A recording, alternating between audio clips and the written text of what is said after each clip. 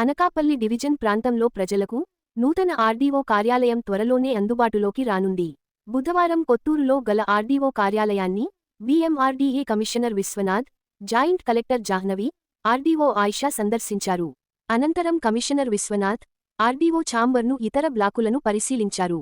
ఆపై కార్యాలయంలో పెండింగ్ పనులను, అలాగే వర్షపు నీటితో నిండిపోయిన పార్కింగ్ ప్లేస్ ప్రాంతాన్ని మట్టితో లెవెలింగ్ చేసి త్వరితగతిన పనులు పూర్తి చేయాలని ఉన్నతాధికారులకు ఆదేశాలు జారీ చేశారు.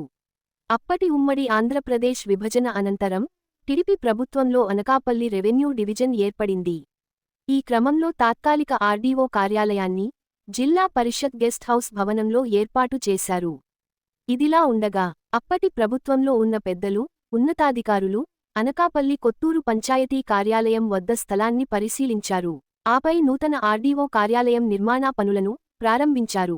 ఇలా ప్రారంభించిన పనులు కొంతకాలం తర్వాత కాంట్రాక్టర్కు బిల్లులు చెల్లించకపోవడంతో భవన నిర్మాణ పనులు అర్ధాంతరంగా నిలిచిపోయాయి. ఆ తర్వాత అధికారంలోకి వచ్చిన వైసీపీ ప్రభుత్వంలో ఆర్డీఓ కార్యాలయం నిర్లక్ష్యానికి గురైంది. మరోవైపు నిర్మాణం చేపట్టిన ఆర్డీఓ కార్యాలయం చెరువు గర్భం కావడంతో న్యాయపరమైన ఇబ్బందులు ఎదుర్కోవాల్సి వస్తుందనే భావనతో అప్పటి ఉన్నతాధికారులు వెనక్కు తగ్గారు.